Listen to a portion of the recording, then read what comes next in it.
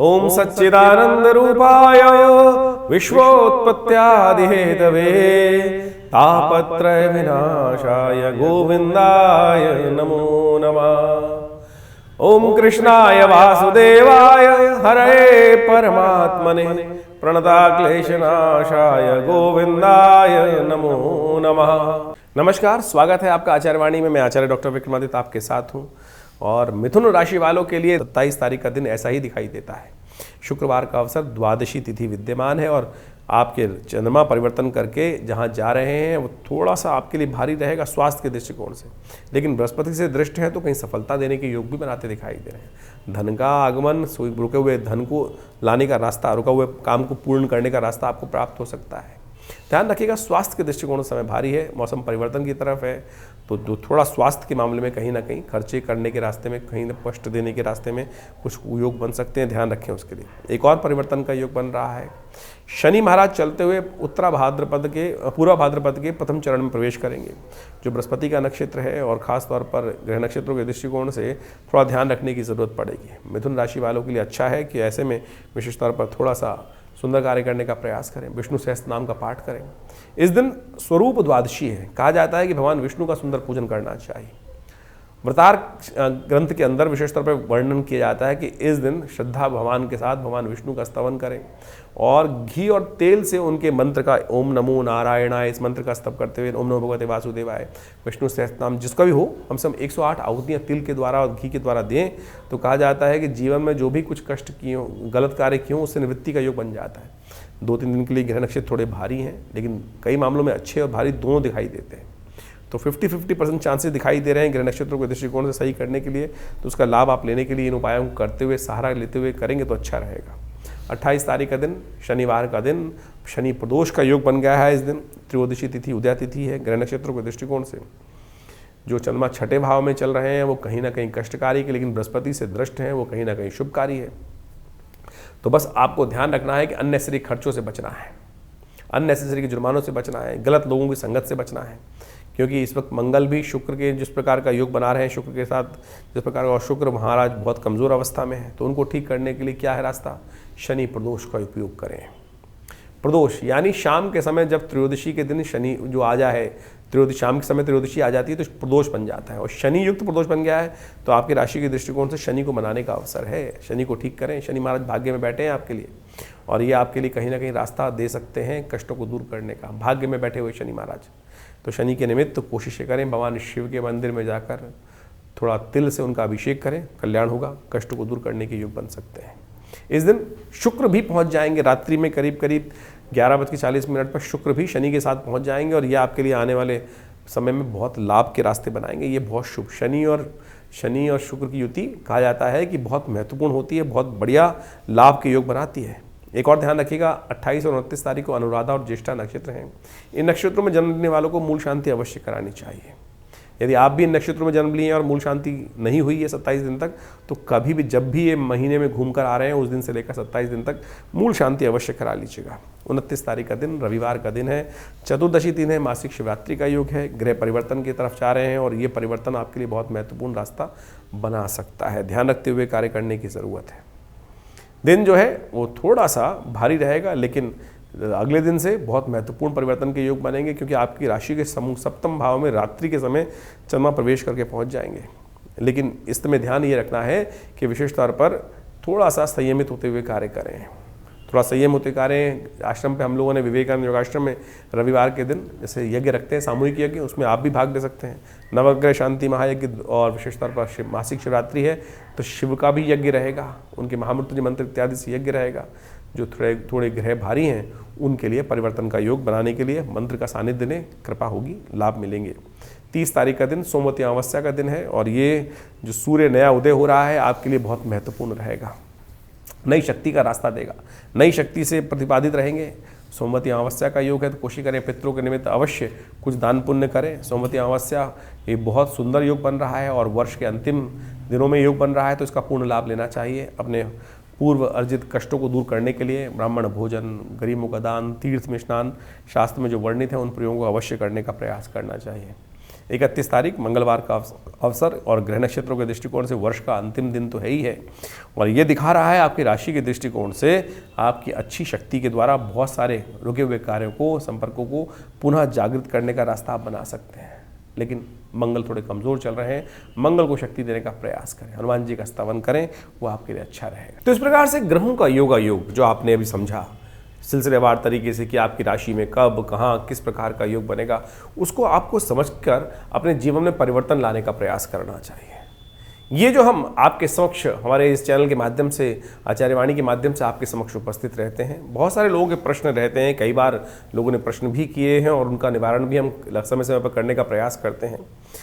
राशि जो है वो कई प्रकार की हो सकती है, चंद्र प्रधान राशि, नाम की राशि, साथ साथ आपके सूर्य के अनुसार से राशि, लग्न, ज्योतिष के दृष्टिकोण से ये सब महत्वपूर्ण है।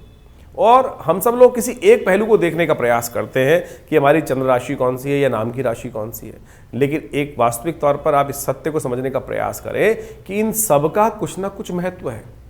जैसे न्यूमरोलॉजी के अनुसार से आप समझें कि आपका नाम XYZ कोई भी नाम है, किसी का रवि नाम है, किसी का कृष्ण नाम है, किसी का कुछ और नाम है, उस नाम के अनुसार से उनके विभिन्न विभिन्न प्रकार से लोग, जैसे कृष्णपाल सिंह किसी का नाम है, किसी कोई केवल कृष्ण ही यूज़ करता है, कोई KP सिंह यूज़ करता है, कोई केवल पाल ही बोलता है एक नाम को, तो आप समझो उसका अलग अलग प्रभाव पड़ेगा, क्योंकि न्यूमरोलॉजी के हिसाब से किस प्रकार से कितने शब्दों का कितनी वाइब्रेशन उत्पन्न हो रही हैं उसके अनुसार से प्रभाव होता है। इसी प्रकार से आपके जीवन में ज्योतिष के दृष्टिकोण से आपकी चंद्र राशि एक है, नाम की राशि अलग है, उसके बाद से आपकी लग्न राशि अलग है, तो उन सब का प्रभाव कुछ ना कुछ आपके जीवन में पड़ रहा है। जब हम जन्मपत्री का विश्लेषण करते हैं, आप तो राशि के अनुसार सुनने का प्रयास करते हैं, लेकिन जब कि ज्योतिषी जन्मपत्री का विश्लेषण करता है तो उन समस्त पहलुओं को देखते हुए आपके भविष्य का निर्धारण करने का हम प्रयास करते हैं, और गतिविधि को समझते हुए, जीवन में अनुभव लेते हुए कि किस प्रकार के ग्रहों का योग किस प्रकार से कैसे बनने वाला है, उन सबको समझते हुए व्यक्ति के जीवन के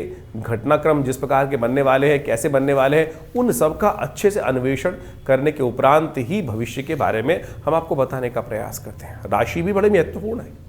राशि ऐसा नहीं है कि जैसे यहाँ पर हम ज़्यादातर चंद्र राशि का उपयोग करते हैं कि चंद्रमा आपकी जिस राशि में है, आपकी जन्मपत्री के अनुसार से नाम को भी आप देख सकते हैं। बहुत सारे लोग आए संसार के अंदर जिनके पास बहुत सारे आज की तारीख में उनका date of birth, time of birth, place of birth confirm नहीं होता, तो आपके नाम की राशि के अनुसार भी हमारे इस भविष्यफल को देख सकते हैं। लेकिन वास्तविक तौर पर यदि आप अपने भाग्य को सही समझना चाहते हैं तो ज्योतिष की सहस्त्रों शाखाओं में से ज्योतिष की गणना जो है वो वास्तविक तौर पर बहुत चमत्कार उपस्थित कर सकती है, बहुत सारी चीज़ों को पहले से हमें अवगत करा सकती है क्या कुछ होने वाला है। बहुत सारे लोगों के पास जन्मपत्री भी नहीं है, डेट ऑफ बर्थ भी नहीं है, तो उनकी हाथ की रेखाएँ तो हैं, प्रश्न लग्न तो है। ऐसा नहीं है कि ज्योतिष वहाँ पर आपको लाभ नहीं देगा। आपकी हाथ की रेखाओं को समझकर, आपकी हाथ की रेखाओं को पढ़कर हम आपके भविष्य के संबंध में बहुत कुछ बातें जानने का सुंदर रास्ता बनता है। तो इसलिए ज्योतिष विज्ञान, पामिस्ट्री जिसे कहा जाता है, एक ऐसी ही चमत्कारिक विधा है। इन समस्त चीज़ों को मिलाकर ज्योतिष विज्ञान एक इतना व्यापक विषय बन जाता है कि जो अपने जीवन में क्या कुछ होने वाला है उसको पहले से आपको समझाने का रास्ता दिखा सकता है। तो इसलिए ज्योतिष को वास्तविक तौर पर अपने जीवन में स्थान देने का प्रयास करें, भ्रांति ना उत्पन्न करें। देखिए, भविष्य परिवर्तनशील है। ज्योतिष की गणनाएं ये साफ साफ तौर पर दिखाती है कि जो गणनाएं बनी वो आपके जीवन में उस प्रकार की घटना का योग बनाती दिखाई दे रही हैं। तो यदि हम कोई अशुभ भाव बन रहा है, ज्योतिष का योग बन रहा है, अशुभ योग बन रहा है, तो क्या आप, एक प्रश्न उठता है यहाँ पर, क्या आप उसको बदल सकते हैं? अगर ज्योतिष में सब कुछ वास्तविक तौर पर इसी प्रकार से गणनाओं को बता के कहा गया कि नहीं अवश्यम भावी है, नहीं, ये बात समझ लें कि अवश्यम भावी तो है लेकिन परिवर्तनशील है आपके कर्म के अनुसार से। यदि आप उसका उपाय करते हैं, ज्योतिष में जो रेमेडीज बताई जाती हैं, उपाय बताए जाते हैं, वो इसलिए बताए जाते हैं ना कि इसको परिवर्तन करने का हमें प्रयास करना चाहिए। यदि हम परिवर्तन की तरफ चलें तो सत्य माने वो परिवर्तन के रास्ते आपको प्राप्त हो सकते हैं। कहीं ना कहीं जो सूल है, जो सूली है, उसका छोटा सा कांटा के रूप में जीवन में वो भार जो है, यदि आप कर्म को ठीक कर लें तो बिल्कुल बन सकता है। इसीलिए निदान, ज्योतिष का जो निदान का भाग है, जो रेमेडियल एस्पेक्ट है, चाहे वो मंत्र विज्ञान है, चाहे वो औषध विज्ञान है, चाहे वो दान है, या विभिन्न प्रकार के जो छोटे छोटे अनेक प्रकार के उपाय शास्त्र में वर्णित हैं, कहीं गलत नहीं है। तो इसको हमको सत्य रूप में समझने का प्रयास करना चाहिए। ज्योतिष एक बिल्कुल हमने प्रत्यक्ष रूप से देखा, ज्योतिष में गणनाएं दिखा रहे थे, मृत्यु कालक योग था, मृत्युतुल्य योग था, लेकिन महामृत्युंजय मंत्र इत्यादि का जप किया गया, अनुष्ठान किए गए, बहुत सारे दान पुण्य किए गए, औषध विज्ञान का उपयोग किया गया, तो वो योग टला। बिल्कुल टल सकते हैं ये समस्त चीज़ें, भगवान की कृपा। इस संसार में समझ लें, किसी के जीवन में संतान का योग नहीं था, उन्होंने भगवान की साधना करी और उनके जीवन में ज्योतिष गणनाओं के अनुसार से ही उपाय को करने के बाद, परमात्मा की कृपा के बाद वो रास्ता बन जाता है। तो इस बात को हमको सत्य रूप में समझने का प्रयास करना चाहिए। ज्योतिष कहीं विचित्र विडंबनाओं को मन में हम रख लेते हैं अपने अपने भाव में कि अरे नहीं, ऐसा नहीं होगा, ज्योतिष कपोल कल्पित है या कुछ भ्रांति उत्पन्न करती है। भ्रांति तो कुछ भी उत्पन्न कर सकती है, आपका मस्तिष्क स्वयं भ्रांति उत्पन्न करता है। आप ये समझें कि किस चीज़ क्या क्या भ्रांति उत्पन्न कर, भ्रांति तो हम स्वयं उत्पन्न कर रहे हैं। शास्त्र ज्योतिष जो है वो तो अनादिकाल से गणनाओं के अनुसार से देखें कितनी परिष्कृत गणनाएं हमारे भारतीय संस्कृति में, शास्त्र में बताई गई हैं, और उन गणनाओं को हम तो स्वयं जीवन में देखते हैं। बहुत सारे लोग जन्मपत्री दिखाने आते हैं और जब वो बात जब देखने का प्रयास करते हैं बहुत सारी जन्मपत्रियों में, तो वो बिल्कुल सत्य निकलती है। कहाँ से? वो केवल गणना, केवल कुलावे नहीं है, गणनाओं को, ज्योतिष के जो ग्रह योग को सिद्धांतिक तौर पे समझा और वही गणना का प्रयोग ज्योतिष के दृष्टिकोण से, चाहे वो जैमिन का, पाराशर का या किसी भी शास्त्र के अंदर आए हुए योग हैं, उनको यदि वहां लगा के देखा तो बिल्कुल 100% सत्य निकलते हैं। तो इसको वास्तविक तौर पर केवल इग्नोर ना करें। बहुत सारे लोग आपके समय समय पर आपके मनोमस्तिष्क में भ्रांति, कई कमेंट भी लिख देते हैं लोग कि ज्योतिष कपोल कल्पित है। अभी तो आप केवल राशि के अनुसार से हमारे इन वीडियोस को सुनने का प्रयास करते हैं, लेकिन ज्योतिष की प्रत्यक्ष घटनाएं जब सामने आती हैं ना, तब वास्तविक तौर पे सत्य का भान होता है बिल्कुल। तो उसको इस जो मानसिक तौर पर विचित्र विडंबनाएं मन में उत्पन्न हो रही है, उनको हटाने का प्रयास कीजिए और ज्योतिष को सत्य रूप में समझने का प्रयास करिए। ज्योतिष का संसार ही ऐसा अद्भुत है कि जिसके अंदर शास्त्र में वर्णित हजारों बातें, हजारों लोगों ने इसका, लाखों अरबों लोगों ने इसका लाभ लेने का भारतीय संस्कृति से प्रयास किया। पूरे विश्व में इसको कहीं ना कहीं स्थान दिया जाता है, तो आप उसको स्थान देंगे, समझेंगे तो बहुत अच्छा रहेगा। तो ये हमने आपके समक्ष जो भविष्य का गणनाओं के अनुसार से भाव रखा है, उसको यदि सही रूप से आप समझें तो बहुत अच्छा रहेगा। नया वर्ष आने को है और नए वर्ष के अनुसार से जो जाता समय जो है वो आपको क्या कुछ देखे जा रहा है, इसको आपने सही समझने का प्रयास किया। लेकिन फिर भी हम कहेंगे ज्योतिष को बहुत वृहद रूप से समझने का प्रयास करें। यहाँ तो हम केवल राशि के दृष्टिकोण से, क्योंकि ये संसार में सबसे आसानी से समझ में आ जाता है। अगर हम इंडिविजुअल तौर पर ज्योतिष के एक एक भाव को यहाँ समझाना शुरू कर दें, तो आधे लोग गणनाओं को समझाना शुरू कर दें और उसके अनुसार से बात करना शुरू कर दें, तो इंडिविजुअल रीडिंग हो जाएगी और वो यहाँ पर इस प्लेटफॉर्म पर शायद उपयुक्त नहीं रहेगी। तो इसीलिए ज्योतिष की जो राशि विज्ञान के अनुसार से, नक्षत्रों के परिवर्तन के अनुसार से यहाँ जो भाव है वो हम आपके समक्ष समय समय पर, सही समय पर रखते रहते हैं। और आपके मन में भी कोई प्रश्न चल रहा हो तो चिंता ना करें, हमने एक चैनल आपके लिए रखा है, आश्रम की व्यवस्थाएं आपके लिए हैं। व्हाट्सएप के माध्यम से आप तुरंत हमें अपने प्रश्नों को भेज सकते हैं। हम प्रयास करेंगे उन समस्त प्रश्नों का सही उपयुक्त समय आपको दे सकें, और व्हाट्सएप के माध्यम से जो प्रश्न प्राप्त होते हैं उनके निदान भी हम जल्दी से जल्दी देने का प्रयास करते हैं। लेकिन बहुत सारे लोगों के प्रश्न आ रहे होते हैं, नंबर्स आपके सामने स्क्रीन पर चल रहे हैं, उन पर आप अपने प्रश्नों को भेज सकते हैं। पर्सनल अपॉइंटमेंट लेने के लिए भी उसमें पूरी व्यवस्था आपको व्हाट्सएप के माध्यम से, उस प्रश्न के माध्यम से जो आप भेजेंगे, जो आप इंक्वायरी भेजेंगे, उसमें हम पूरी तरह से हमारे आश्रम संस्थान की तरफ से देने का हम प्रयास करते हैं। बहुत सारे लोग, एक बात और ध्यान रखें, आजकल बहुत सारे लोग हमारे नाम से, कई सारे लोग कह देते हैं कि आचार्य विक्रमादित्य से हम डायरेक्टली बात कर रहे हैं, और बहुत सारे लोग हमारे पास कई प्रकार इस प्रकार की सूचना आई हैं।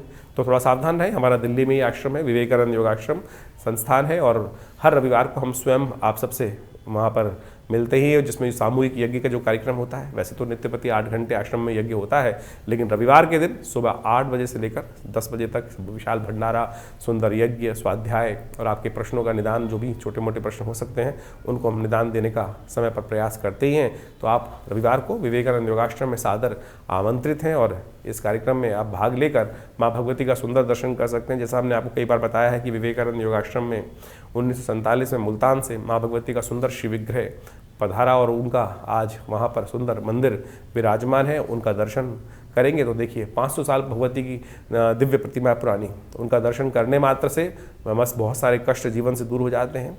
और आप स्वयं सादर आकर रविवार को या कभी भी, बहुत सारे उत्सव होते हैं समय समय पर, उसका बारे में हम आपको बताते ही रहते हैं। तो आप यदि आश्रम में आएंगे और माँ भगवती के सुंदर सानिध्य में रहेंगे तो माँ भगवती कृपा से बहुत सारे जीवन के अप्रत्यक्ष कष्ट भी अपने आप जीवन से दूर हो जाएंगे। साथ साथ विवेकानंद योगाश्रम के माध्यम से हम यहाँ समय समय पर बहुत सारे यज्ञ इत्यादि, बहुत सारी कथाएं, बहुत सारे सुंदर कार्यक्रम समय समय पर आपको बताते रहते हैं, वो होते ही रहते हैं। इसके अलावा योग, प्राकृतिक चिकित्सा, आयुर्वेद का एक पूरा 100 बेड का हॉस्पिटल भी चल रहा है, जिसमें बहुत सारे लोग आकर अपने स्वास्थ्य संबंधी समस्याओं का निदान भी यहाँ पर करते हैं। और बहुत सारी भारतीय पराविद्याओं के संबंध में, चाहे वो मंत्र विज्ञान है, चाहे वो योग विज्ञान है, चाहे वो यज्ञ विज्ञान है, आयुर्वेद, मुद्राएं और इस प्रकार से योग की बहुत सारी सहस्त्रों शाखाएं, प्राणायाम इत्यादि, हठ योग इत्यादि पर बहुत सारा शोध कार्य, कुंडलनी योग, ध्यान योग, इस पर समय समय पर हम प्रकाशित भी करते रहे हैं। करीब करीब 50 पुस्तकें आश्रम की तरफ से प्रकाशित की गई हैं, जो विभिन्न योग इत्यादि के क्षेत्र में, अध्यात्म के क्षेत्र में बहुत अद्भुत स्थान रखती हैं। तो आप हमारी संस्थान से जुड़कर अपने जीवन में पूरा महत्वपूर्ण परिवर्तन लाने के लिए सुंदर योग बनाएं। स्वागत है आपका विवेकानंद योगाश्रम में।